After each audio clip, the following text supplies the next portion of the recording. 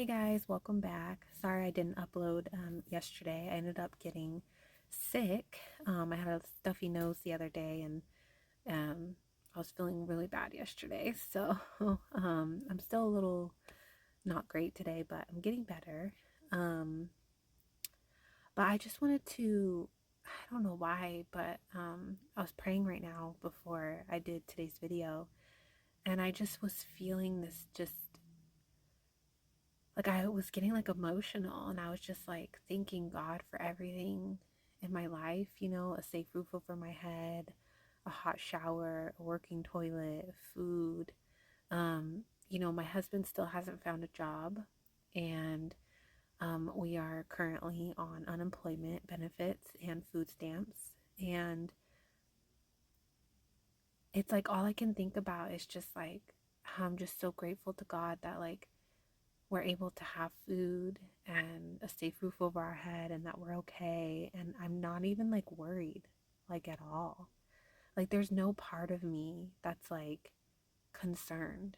I'm just kind of like, I just know in my spirit that God has us in his hands and that we're going to be just fine. And I couldn't help but think like, just about all the everyday things that we have that we take for granted, like a warm bed to sleep in, a roof over our heads, food in the fridge, you know. It's just, I feel like we take a lot of our everyday life for granted, I even thanked God for all the working appliances we have, like a washing machine, dryer, a stove, like things like that. Like you don't even think about like things like that in your everyday life that you're like you have, a car to get to the store. Some people don't even have that. They have to like lug their groceries on the bus or walk with them home, like or take a wagon or whatever. And you know, um it's just it's like so wild to me because you would think like, the normal average human's response when you have no income, no job, and you have a child, and you know, you would think like, oh, like you'd be like worried or anxious, and especially with it being the holidays, my husband was having a hard time trying to find a job, and he still hasn't found one. Um, but it's like you think my first instinct would be to be kind of like worried or on edge, and I'm not. Like, in fact, I told God, right now I was like, I don't know what your plans are for my husband and his job, but I am very grateful for him being here with me during the holidays because I have a hard time sometimes around Thanksgiving to the New Year. Um, I struggle a lot. And this year I was having a little bit of a hard time around Christmas. And, um, and so I was like really grateful that my husband was here to be with me, to kind of help me through it. Um, and it's just so wild to me to think about how I used to live and how I used to think. And I used to be such an anxious, worried, stressed person and just very empty and depressed and struggling mentally.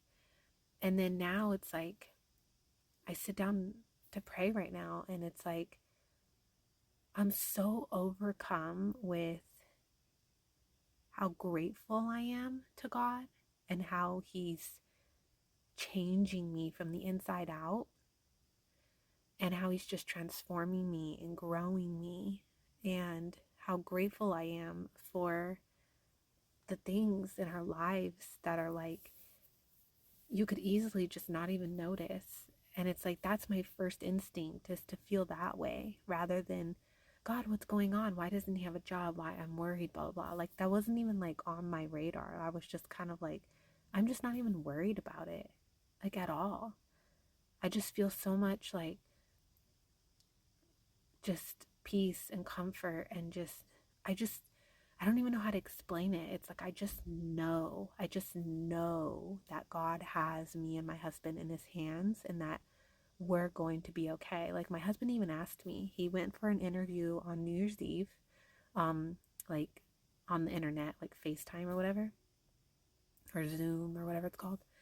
And he said it was good and it's a job that it's just like at a warehouse, but it's more money per hour than he was making. Or he has the opportunity to possibly get a job doing HVAC, which is what he went to school for this past year. But that job pays not a lot at all. And to start, before the summertime comes. And my husband asked me, he goes, so what should I do? Which job should I take, do you think?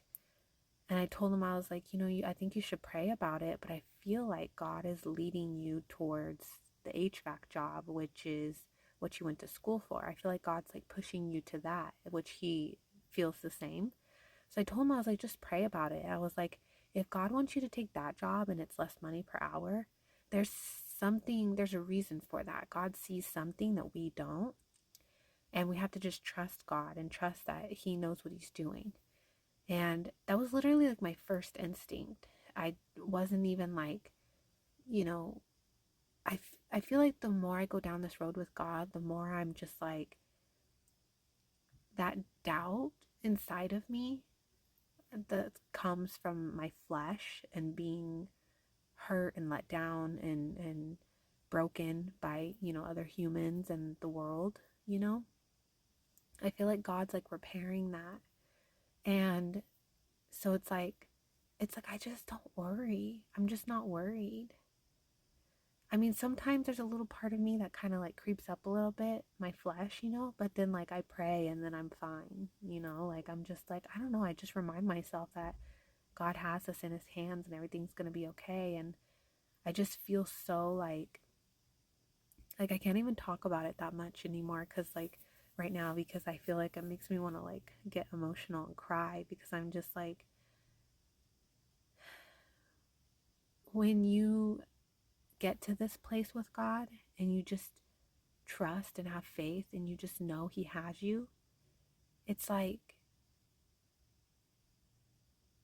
a peace and a comfort that you cannot get anywhere or with anyone but God. And it's so pure and it's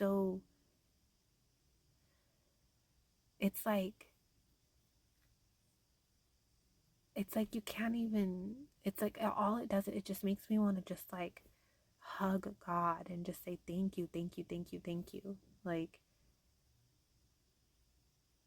I can't even describe it. It's just so pure and peaceful and calming, and it's like I don't care what God's plan is for my life as long as I get to keep having this comfort and this peace, just knowing that God has me in his hands and everything's going to be okay.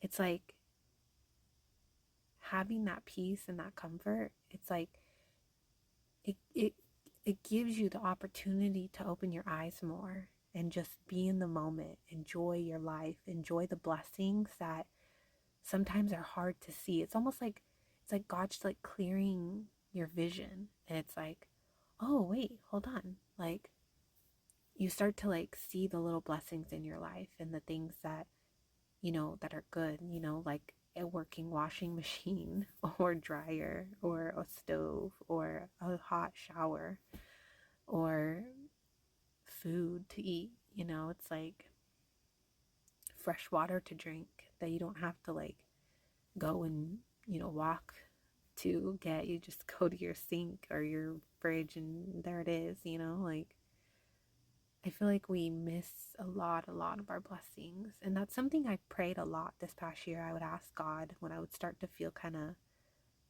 frustrated or lost. I would just be like, help remind me and show me and my everyday blessings that I have. And it helps me keep more grounded in the moment and in the day, and it helps me enjoy my life more and have more peace. Um, yeah, sorry. I was praying right now, and I literally had to stop before the video loaded because I was like starting to like cry from just pure, just like gratefulness and just comfort and peace and just happiness and joy from God, and how he's changed my life in just a little over a year. And what's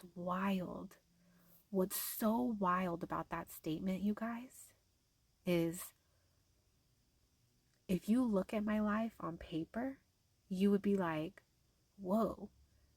Before I met God, I had a home. I had a nice home too, guys. It was a pretty nice home. It was small, but it was a nice home. I had a really good career, great money that I left. I met my husband, and we were struggling a lot, got pregnant accidentally, got married a couple months later, was having a really hard time. I didn't know if we were going to last. And then I had to sell my house.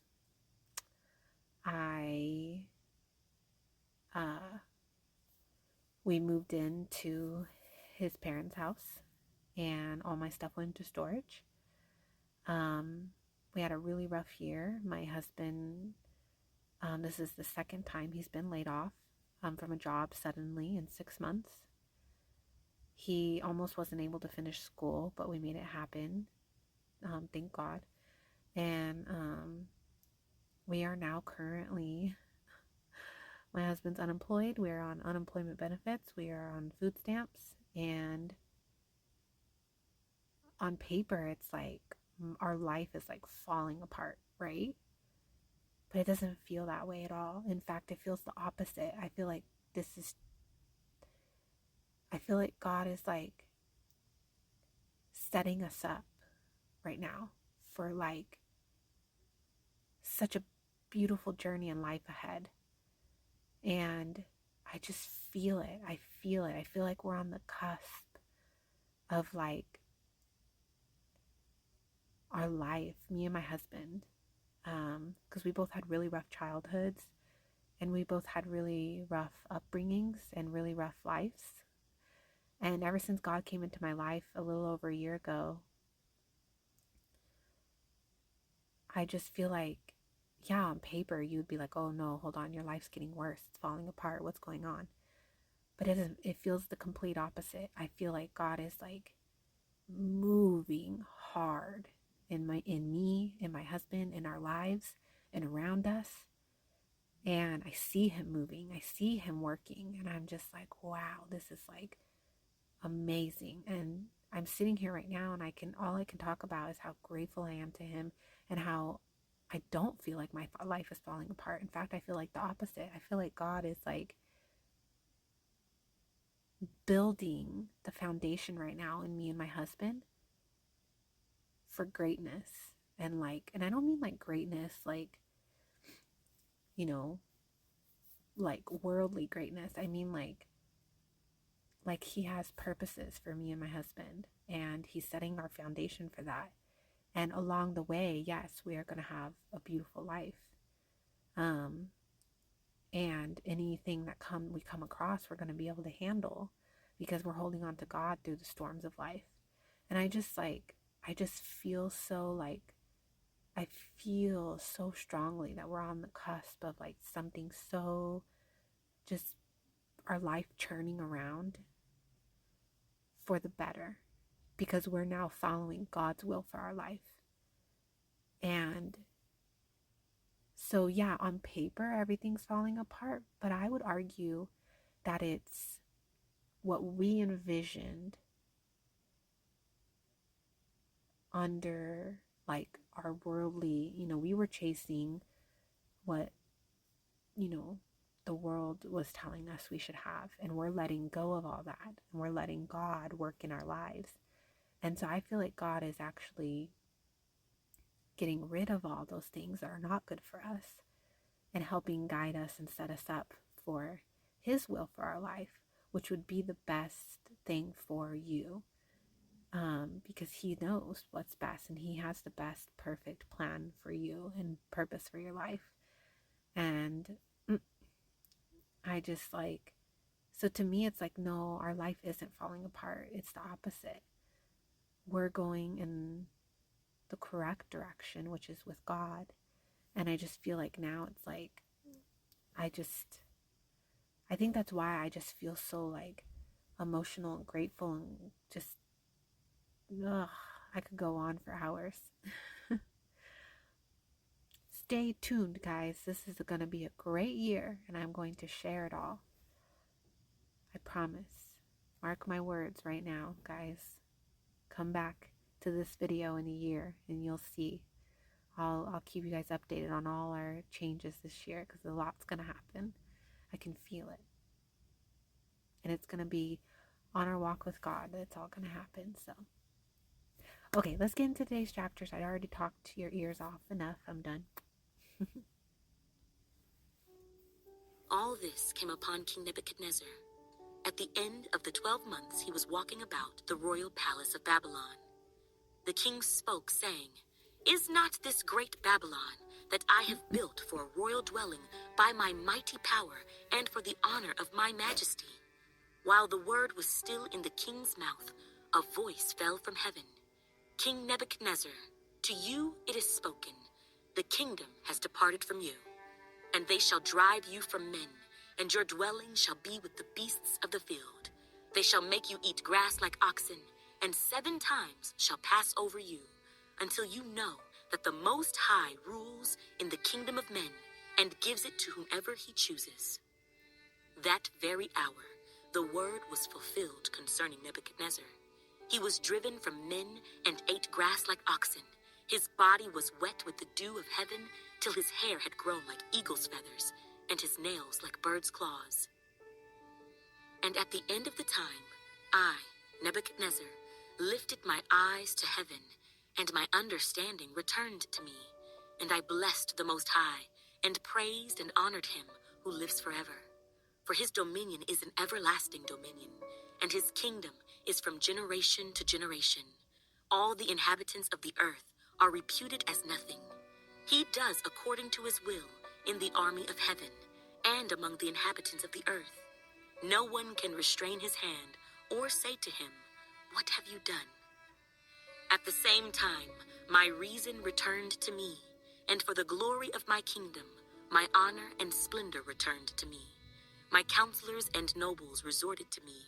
I was restored to my kingdom, and excellent majesty was added to me. Now I, Nebuchadnezzar, praise and extol and honor the King of heaven, all of whose works are truth, and his ways justice, and those who walk in pride he is able to put down. Belshazzar the king made a great feast for 1,000 of his lords, and drank wine in the presence of the 1,000. While he tasted the wine, Belshazzar gave the command to bring the gold and silver vessels which his father Nebuchadnezzar had taken from the temple which had been in Jerusalem, that the king and his lords, his wives, and his concubines might drink from them. Then they brought the gold vessels that had been taken from the temple of the house of God which had been in Jerusalem, and the king and his lords, his wives, and his concubines drank from them. They drank wine and praised the gods of gold and silver, bronze and iron, wood and stone. In the same hour, the fingers of a man's hand appeared and wrote opposite the lampstand on the plaster of the wall of the king's palace. And the king saw the part of the hand that wrote. Then the king's countenance changed, and his thoughts troubled him, so that the joints of his hips were loosened, and his knees knocked against each other. The king cried aloud to bring in the astrologers, the Chaldeans, and the soothsayers. The king spoke, saying to the wise men of Babylon, "Whoever reads this writing and tells me its interpretation, shall be clothed with purple and have a chain of gold around his neck, and he shall be the third ruler in the kingdom. Now all the king's wise men came, but they could not read the writing or make known to the king its interpretation. Then King Belshazzar was greatly troubled, his countenance was changed, and his lords were astonished. The queen, because of the words of the king and his lords, came to the banquet hall. The queen spoke, saying, "O king, live forever. Do not let your thoughts trouble you, nor let your countenance change. There is a man in your kingdom in whom is the spirit of the holy God. And in the days of your father, light and understanding and wisdom, like the wisdom of the gods, were found in him. And King Nebuchadnezzar, your father the king, made him chief of the magicians, astrologers, Chaldeans, and soothsayers. Inasmuch as an excellent spirit, knowledge, understanding, interpreting dreams, solving riddles, and explaining enigmas were found in this Daniel, whom the king named Belteshazzar. Now let Daniel be called, and he will give the interpretation." Then Daniel was brought in before the king. The king spoke and said to Daniel, "Are you that Daniel who was one of the captives from Judah, whom my father the king brought from Judah? I have heard of you, that the Spirit of God is in you, and that light and understanding and excellent wisdom are found in you. Now the wise men, the astrologers, have been brought in before me, that they should read this writing and make known to me its interpretation, but they could not give the interpretation of the thing. And I have heard of you, that you can give interpretations and explain enigmas. Now, if you can read the writing and make known to me its interpretation, you shall be clothed with purple and have a chain of gold around your neck, and shall be the third ruler in the kingdom." Then Daniel answered and said before the king, "Let your gifts be for yourself, and give your rewards to another. Yet I will read the writing to the king, and make known to him the interpretation. O king, the Most High God gave Nebuchadnezzar your father a kingdom and majesty, glory and honor. And because of the majesty that he gave him, all peoples, nations, and languages trembled and feared before him. Whomever he wished, he executed. Whomever he wished, he kept alive. Whomever he wished, he set up. And whomever he wished, he put down. But when his heart was lifted up, and his spirit was hardened in pride, he was deposed from his kingly throne, and they took his glory from him. Then he was driven from the sons of men. His heart was made like the beasts, and his dwelling was with the wild donkeys. They fed him with grass like oxen, and his body was wet with the dew of heaven, till he knew that the Most High God rules in the kingdom of men, and appoints over it whomever he chooses. But you, his son, Belshazzar, have not humbled your heart, although you knew all this, and you have lifted yourself up against the Lord of heaven. They have brought the vessels of his house before you, and you and your lords, your wives and your concubines have drunk wine from them. And you have praised the gods of silver and gold, bronze and iron, wood and stone, which do not see or hear or know. And the God who holds your breath in his hand and owns all your ways, you have not glorified. Then the fingers of the hand were sent from him, and this writing was written. And this is the inscription that was written: Mene, Mene, Tekel Upharsin. This is the interpretation of each word. Mene, God has numbered your kingdom and finished it. Tekel, you have been weighed in the balances and found wanting. Peres, your kingdom has been divided and given to the Medes and Persians. Then Belshazzar gave the command, and they clothed Daniel with purple and put a chain of gold around his neck, and made a proclamation concerning him, that he should be the third ruler in the kingdom. That very night, Belshazzar, king of the Chaldeans, was slain, and Darius the Mede received the kingdom, being about 62 years old. It pleased Darius to set over the kingdom 120 satraps, to be over the whole kingdom, and over these 3 governors, of whom Daniel was one, that the satraps might give account to them, so that the king would suffer no loss. Then this Daniel distinguished himself above the governors and satraps, because an excellent spirit was in him, and the king gave thought to setting him over the whole realm. So the governors and satraps sought to find some charge against Daniel concerning the kingdom, but they could find no charge or fault, because he was faithful, nor was there any error or fault found in him. Then these men said, "We shall not find any charge against this Daniel, unless we find it against him concerning the law of his God." So these governors and satraps thronged before the king and said thus to him, "King Darius, live forever.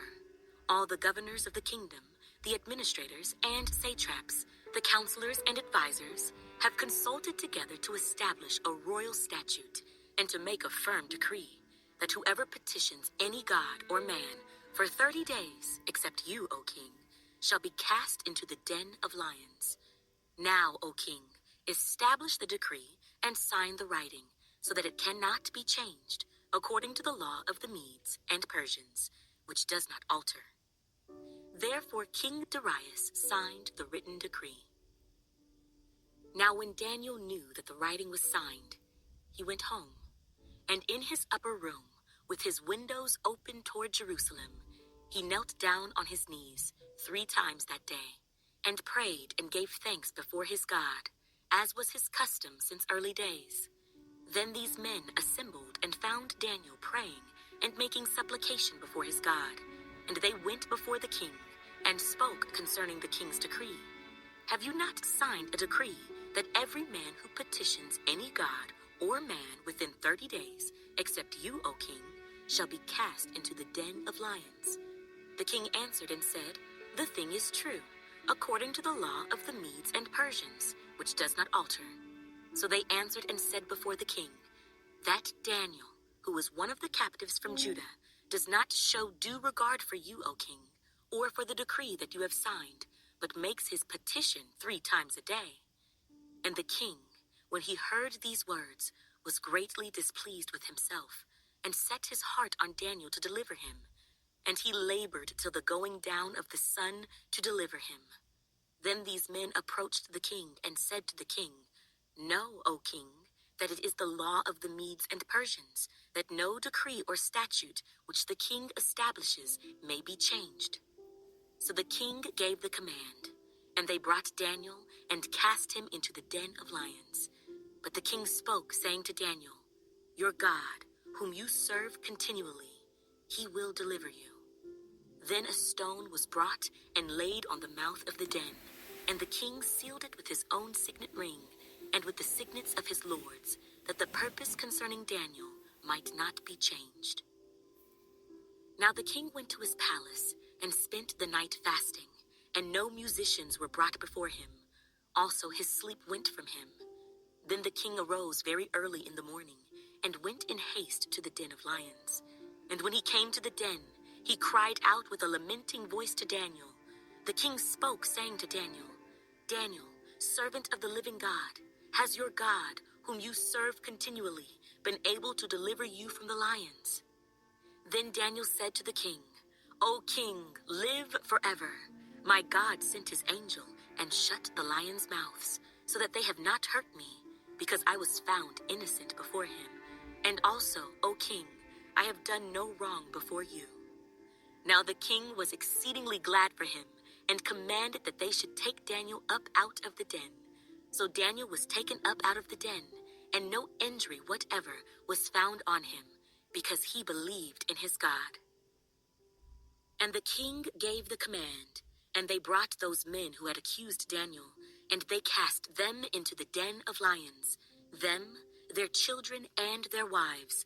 And the lions overpowered them, and broke all their bones in pieces before they ever came to the bottom of the den. Then King Darius wrote, "To all peoples, nations, and languages that dwell in all the earth, peace be multiplied to you. I make a decree that in every dominion of my kingdom, men must tremble and fear before the God of Daniel, for he is the living God, and steadfast forever. His kingdom is the one which shall not be destroyed, and his dominion shall endure to the end. He delivers and rescues, and he works signs and wonders in heaven and on earth, who has delivered Daniel from the power of the lions. So this Daniel prospered in the reign of Darius and in the reign of Cyrus the Persian.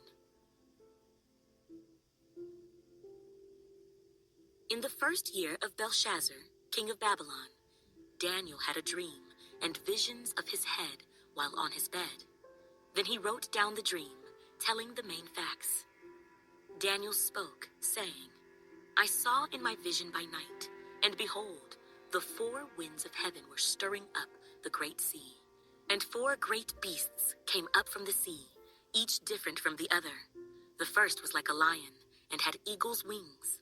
I watched till its wings were plucked off, and it was lifted up from the earth, and made to stand on 2 feet like a man, and a man's heart was given to it. And suddenly another beast, a second, like a bear. It was raised up on one side, and had 3 ribs in its mouth between its teeth. And they said thus to it, Arise, devour much flesh. After this I looked, and there was another, like a leopard, which had on its back 4 wings of a bird. The beast also had 4 heads, and dominion was given to it. After this I saw in the night visions, and behold, a 4th beast, dreadful and terrible, exceedingly strong. It had huge iron teeth. It was devouring, breaking in pieces, and trampling the residue with its feet. It was different from all the beasts that were before it, and it had 10 horns. I was considering the horns, and there was another horn, a little one, coming up among them, before whom 3 of the first horns were plucked out by the roots. And there, in this horn, were eyes like the eyes of a man, and a mouth speaking pompous words.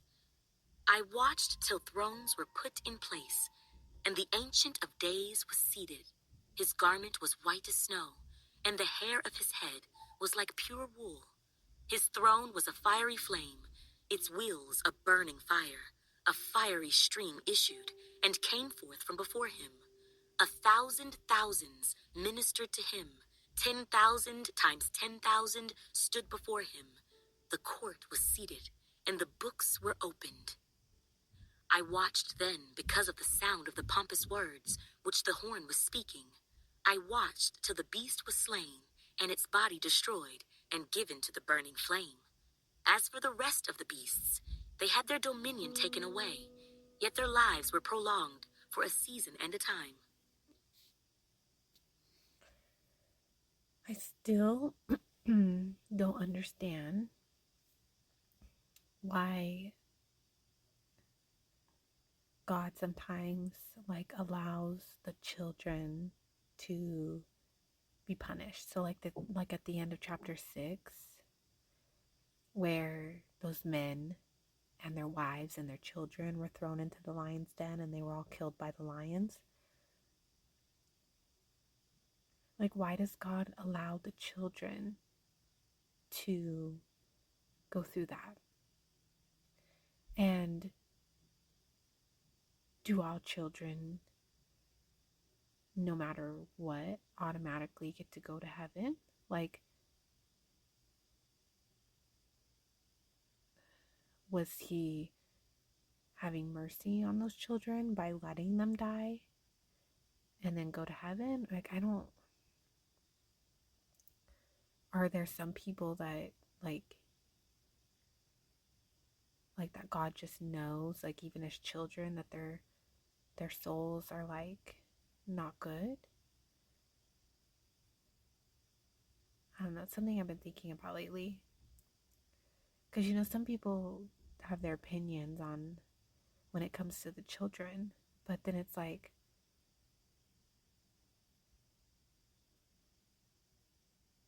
I don't know. It's a tough one. Anyways, guys, well, I've talked your ears off enough today. So I will see you guys maybe tomorrow for more chapters. It just depends. Because my daughter doesn't always take a nap after we get home from church. Sometimes she just sleeps in the car and that's it. So if she takes a nap, I will make a video. If not, I will see you guys on Monday. Bye.